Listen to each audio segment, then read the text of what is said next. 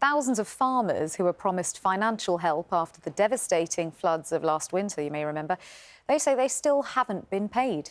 The Farm Recovery Fund was set up by the previous government to support farmers whose land had been damaged. Some have received grants of up to £25,000, but many are still waiting. We're joined now by Tom Bradshaw, President of the National Farmers Union. Just explain the extent of the damage those floods caused and what it's meant for those farmers who need that money. Yes, it was the wettest 18-month period on record up till the end of March. So certainly since 1836, so nearly 200 years. There were many farms that didn't get land planted last autumn that would normally have been planted to wheat.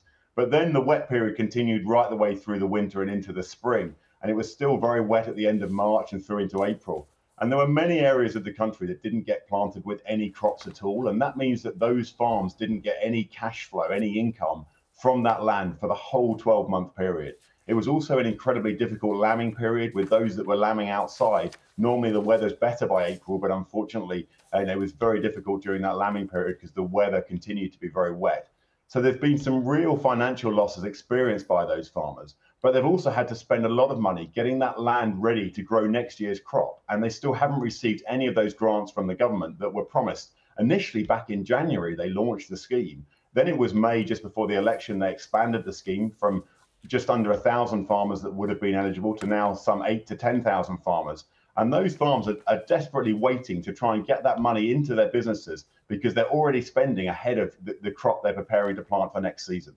Morning, Tom. It's Luxmi here. How precarious a situation have those farmers been left in who are still waiting for compensation? Well, for some, it's incredibly difficult because there's also the reform of the basic payment scheme, the payment that the farmers have been receiving taking place. So they're getting less money than they have done from the government anyway. But then they've gone through this 12-month period where some haven't grown a crop at all.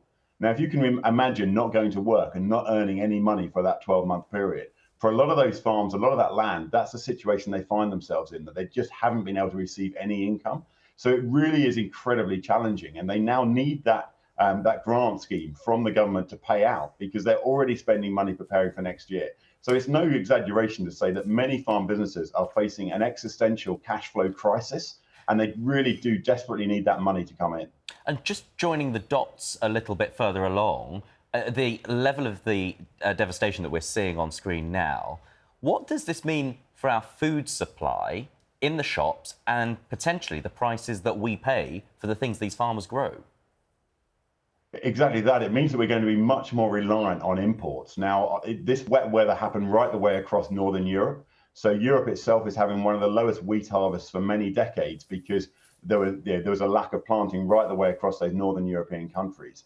So there's been a reduced harvest, which just means that we're more exposed to the volatile global market. Now, obviously, we all know the tragic situation over in the Ukraine with the geopolitical situation. We can see what's happening in the Middle East. And it really is important that we take control of the food system here in this country. We all accept that climate change is going to mean that with these weather events become more and more extreme, and we need to build more resilient systems. But having had that incredibly wet period, and it was exceptional, the wettest period for 200 years, that's where the government have stepped in to say that they will support the industry. But that money so far has not been forthcoming.